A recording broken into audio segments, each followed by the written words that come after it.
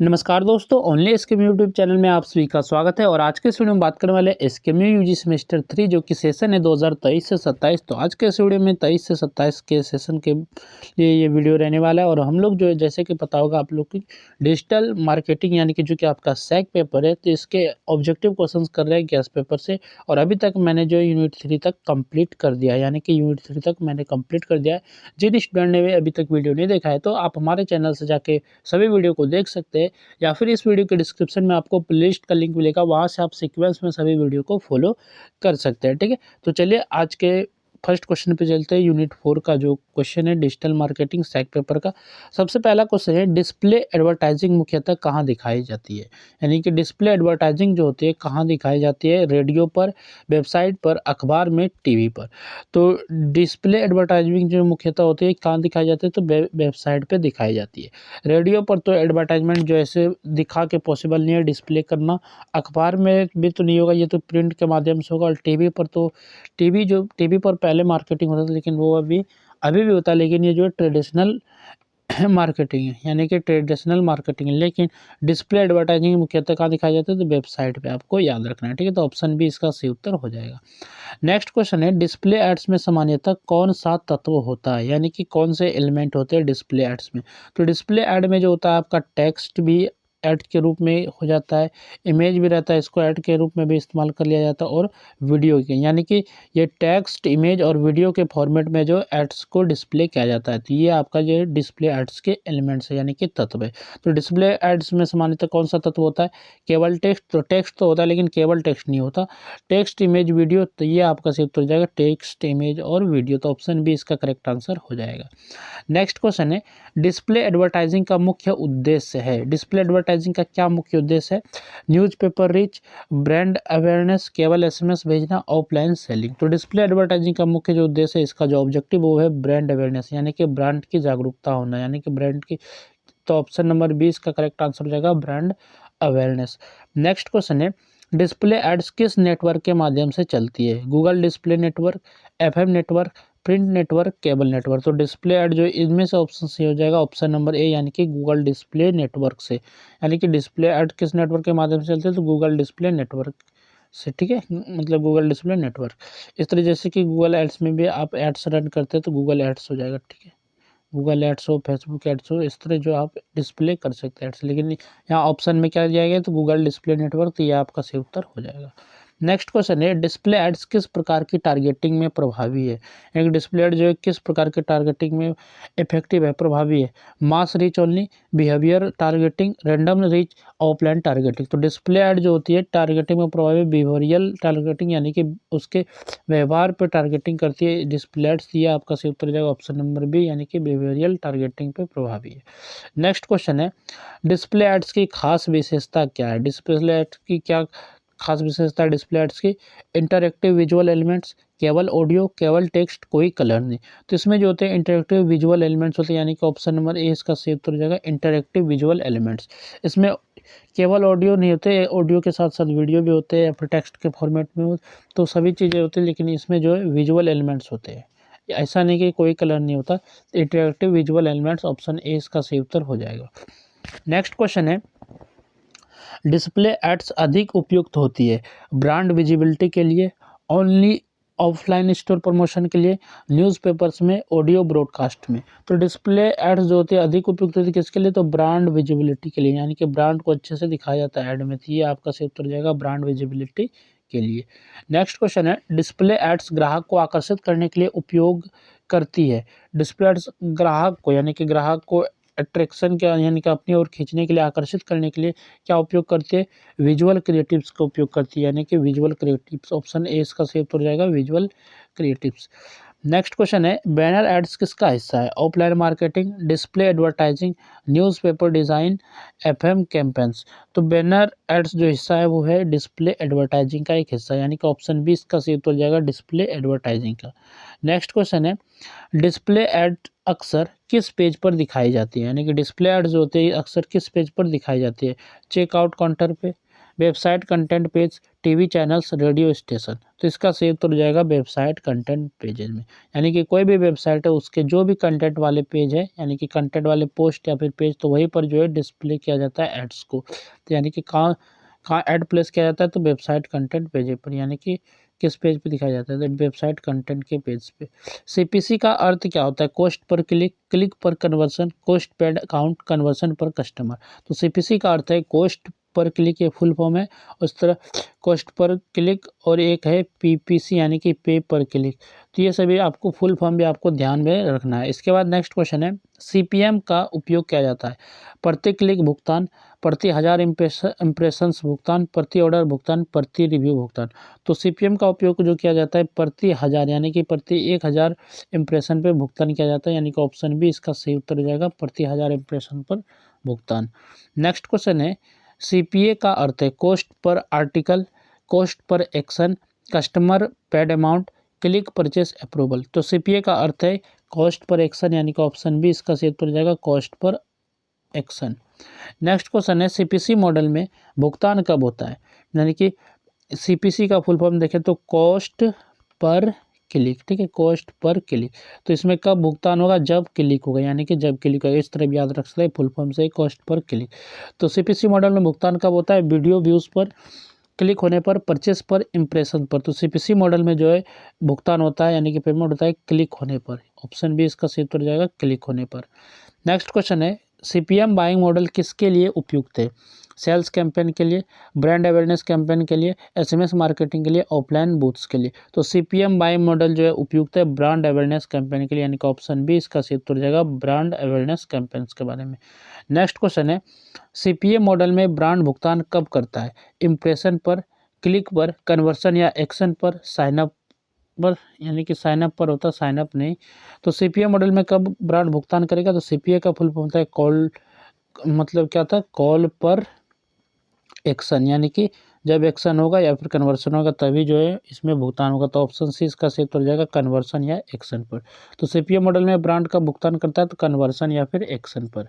Next question है, buying model का चयन किस पर निर्भर करता है? यानी कि बाइंग मॉडल का चयन, चुनना किस पर निर्भर करता है? केवल रंग, campaign objective, music quality, poster size. तो बाइंग मॉडल का चयन जो निर्भर करता है कैंपेन का ऑब्जेक्टिव पे, यानी कि ऑप्शन बी इसका सही उत्तर हो जाएगा, कैंपेन ऑब्जेक्टिव। नेक्स्ट क्वेश्चन है, सीपीसी मॉडल सबसे अच्छा उपयोग है? यानी कि कॉस्ट पर क्लिक मॉडल सबसे अच्छा उपयोग होता है अवेयरनेस कैंपेन के लिए, ट्रैफिक ड्राइविंग कैंपेन्स के लिए, रेडियो कैंपेन्स के लिए, टीवी एड्स के लिए। तो इसका सही उत्तर हो जाएगा ऑप्शन नंबर बी, यानी कि ट्रैफिक ड्राइविंग कैंपेन्स के लिए होता है। सीपीएम का लाभ है high conversion focus, high visibility, only local ads, price fixed per sale. तो सीपीएम का जो लाभ है क्या? हाई विजिबिलिटी, यानी कि हाई विजिबिलिटी आपका सही उत्तर हो जाएगा, ऑप्शन नंबर बी।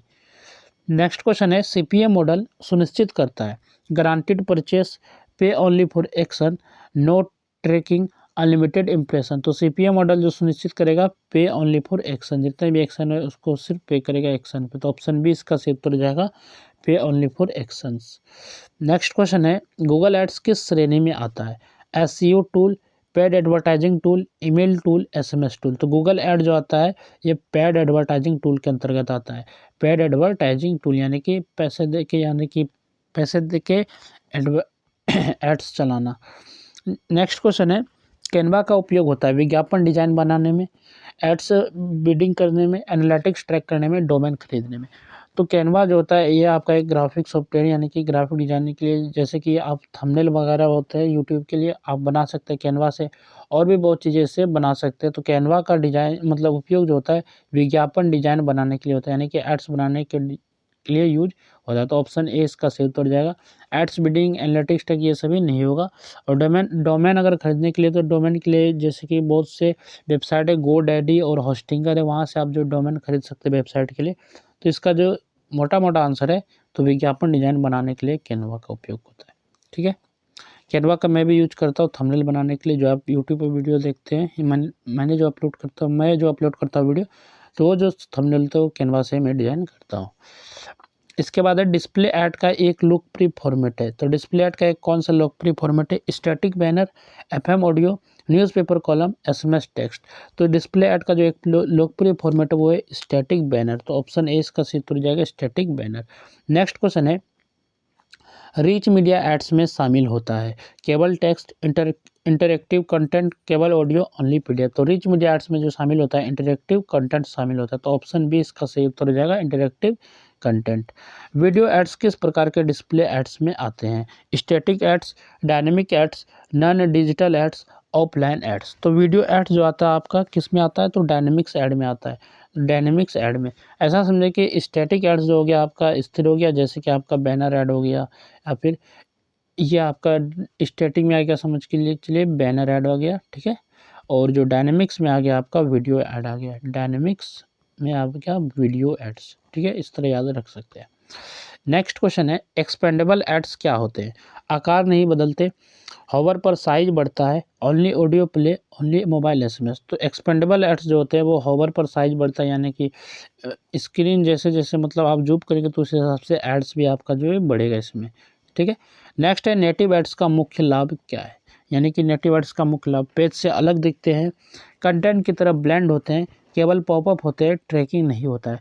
तो नेटिव एड्स जो होता है कंटेंट की तरह ही ब्लेंड होते, कंटेंट के बीच में ही रहते हैं, यानी कि ऑप्शन बी इसका सही उत्तर हो जाएगा, कंटेंट की तरह ही दिखने में लगते हैं नेटिव एड्स। नेक्स्ट आपका इंटरस्टेरियल एड्स दिखते हैं टीवी बिक्स में, टीवी बिक्स ने टीवी ब्रेक्स है, ठीक है। इंटरस्टेरियल एड्स दिखते हैं टीवी ब्रेक्स में, वेब पेज ट्रांसिशंस में, केबल हेडर में, फुटर में। तो इंटरस्टेरियल एड्स ऐसा होता है समझिए कि ये ऑप्शन बी इसका सही उत्तर हो जाएगा वेब पेज ट्रांसिशन में। और कोई वेबसाइट पे आप विजिट करते हैं, जैसे वेबसाइट आपका लोड हो जाएगा तो तुरंत जो इंडस्ट्रियल एड्स दिखने लगेंगे आपको, यानी कि ना कि कुछ नहीं, आप जैसे विजिट करेंगे और ऐड जो ऑटोमेटिक दिखते हैं तो वो जो होते हैं इंडस्ट्रियल एड्स होते हैं। तो उसको आप जैसे क्लिक करेंगे तो वो क्लोज हो जाएगा, यानी कि इसका सही उत्तर हो जाएगा वेब पेज ट्रांसलेशन में। जैसे कि वेब पेज खुलता है, लोड होता है, तभी जो ये एड्स शो होने लगते हैं। नेक्स्ट है एड टूल्स में एक लोकप्रिय पर्सनलाइजेशन टूल है, यानी कि एड टूल्स में कौन सा जो एक लोकप्रिय पर्सनलाइजेशन टूल है? Mailchimp, notepad, radio console, print press. तो इसका सही उत्तर हो जाएगा मेल चिम्प। मेल चिम्प जो आपका एड टूल में एक लोकप्रिय पर्सनलाइजेशन टूल है। तो ऑप्शन ए इसका करेक्ट आंसर हो जाएगा। नेक्स्ट क्वेश्चन है रिस्पॉन्सिव एड्स का लाभ है। रिस्पॉन्सिव एड्स का क्या लाभ है? सभी डिवाइस पर एडजस्ट होते हैं, केवल डेस्कटॉप पर चलते हैं, केवल मोबाइल पर चलते हैं, केवल ऑफलाइन काम। तो रिस्पॉन्सिव एड्स का लाभ है कि सभी डिवाइस पर जो एडजस्ट होते हैं। रिस्पॉन्सिव एड्स का जैसे कि मान चलिए अगर कोई फ़ोन में ऐड देख रहा है, यानी कि कोई वेबसाइट पे अगर विजिट किया है तो फ़ोन के अकॉर्डिंग उसको ऐड दिखेगा। और कोई मान चलिए कोई कंप्यूटर में आपके वेबसाइट पे विजिट किया तो उसमें जो ऐड दिख रहा है तो उस हिसाब से ऐड शो होंगे डेस्कटॉप में, यानी कि पीसी बोले या फिर लैपटॉप सब में ये आपको इस हिसाब से दिखेंगे। और मोबाइल में कोई यूजर है तो मोबाइल के हिसाब से उसमें एड्स दिखेंगे। यही आपका रिस्पॉन्सिव एड्स का फ़ायदा है। इसके बाद है ऐड प्लेसमेंट का अर्थ है। तो ऐड प्लेसमेंट का क्या अर्थ है? तो ऐड प्लेसमेंट मतलब कि ऐड को प्लेस करना, ऐड को दिखाना। तो ऑप्शन देखें तो प्रिंट पोजीशन, ऐड कहाँ दिखेगा, रेडियो स्लॉट, प्रोडक्ट लोकेशन। तो ऐड प्लेसमेंट का अर्थ है कि ऐड कहाँ दिखेगा, यानी कि ऑप्शन नंबर बी इसका सही उत्तर हो जाएगा ऐड कहाँ दिखेगा। मान चलिए कोई आप ऐड बैनर ऐड जो है तो बैनर ऐड तो या तो ऊपर दिखेगा या तो नीचे दिखेगा, ठीक है। इंडस्ट्रियल ऐड जो रहेगा वो स्क्रीन के पूरे को भर लेगा, यानी कि पूरे का भर लेगा जैसे पेज लोड होगा, ठीक है। तो उसको जब क्लोज करेंगे तभी आप कंटेंट को पढ़ सकते हैं। तो इस तरह जो ऐड प्लेसमेंट को समझ सकते हैं। नेक्स्ट है एबव द फोल्ड प्लेसमेंट का मतलब है। यहाँ देखिए एबव है, एबव यानी कि ऊपर। तो क्या है स्क्रॉल के नीचे, स्क्रॉल के ऊपर, फुटर सेक्शन, साइड मार्जिन। तो एबव द फोल्ड प्लेसमेंट का मतलब होता है कि स्क्रॉल के ऊपर जो है ऐड प्लेस होना, स्क्रॉल के ऊपर। तो ऑप्शन बी इसका सही उत्तर हो जाएगा स्क्रॉल के ऊपर। नेक्स्ट क्वेश्चन है below the fold ads. Below the fold ads क्या है? तो पेज स्टार्ट में, पेज स्क्रॉल के बाद, हेडर में, मेन्यू में। तो बिलो द फोल्ड एड्स होता है पेज स्क्रॉल के बाद। तो ऑप्शन बी इसका करेक्ट आंसर हो जाएगा। नेक्स्ट क्वेश्चन है टारगेटिंग का अर्थ। टारगेटिंग का अर्थ क्या है? रैंडम यूजर्स, सही ऑडियंस चुनना, प्रोडक्ट एक्सपायरी, बिलिंग सिस्टम। तो टारगेटिंग का अर्थ होता है कि सही ऑडियंस को चुन के यहाँ पे एडवर्टाइजिंग करना। तो ऑप्शन बी इसका सही हो जाएगा सही ऑडियंस चुनना। नेक्स्ट है रीटारगेटिंग एड्स दिखाए जाते हैं न्यू यूजर्स, वेबसाइट छोड़कर गए users, offline shoppers, unknown audience. तो रिटारगेटिंग एड्स दिखाया जाता है जो वेबसाइट छोड़कर गए यूजर्स से उन्हें जो है रिटारगेटिंग एड्स दिखाए जाते हैं। तो ऑप्शन बी इसका सही उत्तर हो जाएगा, यानी कि वेबसाइट छोड़कर गए यूजर्स को जो है रीटारगेटिंग एड्स दिखाए जाते हैं। पॉपअप एड्स दिखाई देते हैं पेज ओपन होने पर, न्यूज़पेपर में, एफएम रेडियो में, टीवी शो में।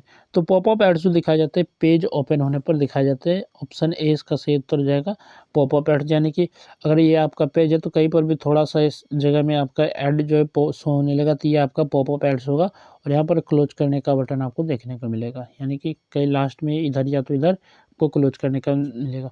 जैसे कि आप कोई वेबसाइट पे गए, आप कुछ भी पढ़ रहे, आर्टिकल पढ़ रहे, तो कुछ देर के बाद मान के चलिए 5 सेकंड 10 सेकंड के बाद आपको एक पॉपअप होगा, तो जो इसमें अगर ऐड लगा होगा पॉपअप एड्स, तो वही जो है पॉपअप एड्स होता है। ठीक है, नेक्स्ट है फ्रीक्वेंसी कैप का उपयोग। फ्रीक्वेंसी कैप का उपयोग क्या है? एड्स बार बार दिखाना, एक यूजर को लिमिटेड टाइम्स एड्स दिखाना, टीवी एड्स बढ़ाना, न्यूज़पेपर्स बढ़ाना। तो फ्रीक्वेंसी कैप का उपयोग होता है कि एक यूजर को लिमिटेड टाइम्स एड्स दिखाना। ठीक है, तो ऑप्शन बी इसका सही उत्तर जाएगा।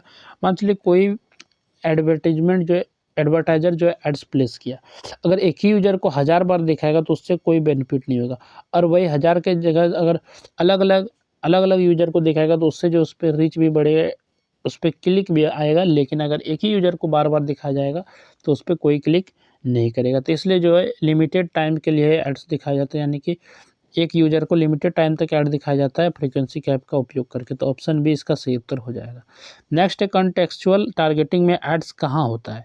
रैंडम पेजेस पर, रिलेवेंट कंटेंट्स पेज पर, ओनली होम पेज पर, ऑफलाइन चैनल्स पर। तो कॉन्टेक्चुअल टारगेटिंग में एड्स जो होते हैं रिलेवेंट कंटेंट पेज पर होते हैं। तो ऑप्शन बी इसका सही उत्तर हो जाएगा।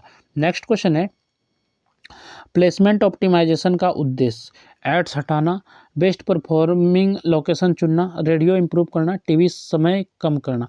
तो प्लेसमेंट ऑप्टिमाइजेशन का उद्देश्य होता है बेस्ट परफॉर्मिंग लोकेशन चुनना, यानी कि बेस्ट लोकेशन चुनना कि ऐड को कहाँ पर शो किया जाए, टॉप में, बॉटम में या फिर मिडिल में। तो ये सभी जो प्लेसमेंट ऑप्टिमाइजेशन के अंतर्गत भी आते हैं। ठीक है, नेक्स्ट है ऐड व्यूएबिलिटी का अर्थ है ब्राउज़र साइज, ऐड वास्तव में यूजर को दिखा या नहीं, सिर्फ इंप्रेशंस, सिर्फ क्लिक्स।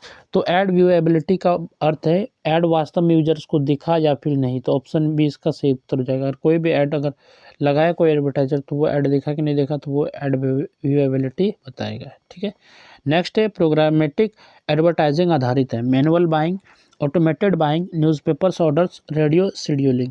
तो प्रोग्रामिंग एडवर्टाइजिंग जो आधारित होता है ऑटोमेटेड बाइंग पर आधारित होता है। तो ऑप्शन बी इसका सही उत्तर हो जाएगा ऑटोमेटेड बाइंग। प्रोग्रामेटिक एड्स का मुख्य लाभ है slow delivery, real time bidding, no tracking, only offline. तो प्रोग्रामेटिक एड्स का मुख्य लाभ है रियल टाइम बिडिंग। तो ऑप्शन बी इसका करेक्ट आंसर हो जाएगा। नेक्स्ट क्वेश्चन है आरटीबी का अर्थ है real time budget, real time bidding, random target base, rate tracker banner. तो आरटीबी का अर्थ होता है रियल टाइम बिडिंग। तो ऑप्शन बी इसका सही उत्तर हो जाएगा real time bidding. Demand side platform का उपयोग, यानी कि शॉर्ट में इसको डीएसपी। नेक्स्ट जो क्वेश्चन था डिमांड साइड प्लेटफॉर्म यानी कि डीएसपी का उपयोग बायर्स द्वारा एड्स खरीदने में, सेलर्स द्वारा एड्स बेचने में, टीवी चैनल सुनने, रेडियो बुकिंग। तो डिमांड साइड प्लेटफॉर्म का उपयोग जो होता है बायर्स द्वारा एड्स खरीदने में उपयोग होता है। तो ऑप्शन ए इसका सही उत्तर हो जाएगा बायर्स द्वारा एड्स खरीदने। नेक्स्ट है सप्लाई साइड प्लेटफॉर्म यानी कि एसएसपी का उपयोग ब्रांड मैसेजिंग, पब्लिशर द्वारा एड इन्वेंट्री बेचने में, कीवर्ड रिसर्च, ईमेल डिजाइनिंग। तो सप्लाई साइड प्लेटफॉर्म का उपयोग जो होता है पब्लिशर द्वारा एड इन्वेंट्री बेचने में। तो ऑप्शन बी इसका सही उत्तर हो जाएगा पब्लिशर द्वारा एड इन्वेंट्री बेचने में। नेक्स्ट है प्रोग्रामेटिक एडवर्टाइजिंग में एआई उपयोग होता है क्रिएटिविटी हटाने, ऑफलाइन सेल्स बढ़ाने, डिसीजन ऑटोमेट करने, केवल वेबसाइट डिज़ाइन। तो प्रोग्रामेटिक जो एडवर्टाइजमेंट होते हैं उसमें एआई का उपयोग होता है डिसीजंस को ऑटोमेट करने के लिए, ऑटोमेटिक मोड में करने के लिए। तो ऑप्शन सी इसका सही उत्तर हो जाएगा डिसीजंस ऑटोमेट करने में। एड एक्सचेंज क्या है?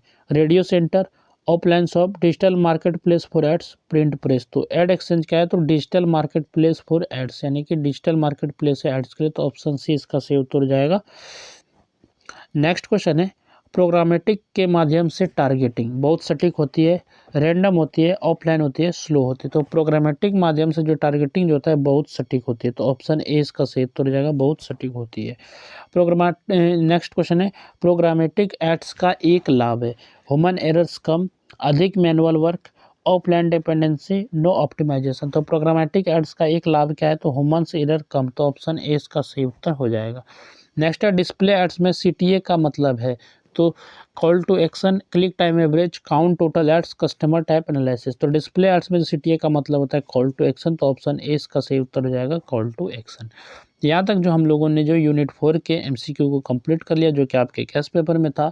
इसके बाद यहाँ पर देखिए तो ये एक्स्ट्रा क्वेश्चन है जो कि आपके इंग्लिश में दिया गया है, तो मैं चाहूँगा कि इसको भी 2 वीडियो में ख़त्म कर दूँगा, क्योंकि ये काफ़ी ज़्यादा क्वेश्चन है, तो इसको 2 वीडियो में बना के ख़त्म करूँगा। इसके बाद जो है अलग से सभी यूनिट से 100 इम्पोर्टेंट MCQ भी अलग से कर लेंगे, यानी कि टोटल 4 यूनिट तो और 400 MCQ एक्स्ट्रा हो जाएगा आपके एग्ज़ाम के लिए। ये सभी क्वेश्चन काफ़ी रहेंगे, अगर आप अच्छे से कर सकते हैं, इसके रिलेटेड भी आएगा तो आप अच्छे से तैयार कर सकते हैं और अच्छे से एग्ज़ाम में आप बना सकते हैं। तो इस वीडियो में बस इतना है, तो चलिए नेक्स्ट वीडियो में मिलेंगे। ये जो एक्स्ट्रा क्वेश्चन है इसको थोड़ा सा 2 वीडियो में हम लोग डिवाइड करके बना लेते हैं वीडियो। तो चलिए इस वीडियो में बस इतना है, फिर मिलते हैं नेक्स्ट वीडियो में। ये वीडियो आप लोग को कैसा लगा तो वीडियो को लाइक ज़रूर कीजिए, कमेंट भी ज़रूर कीजिए।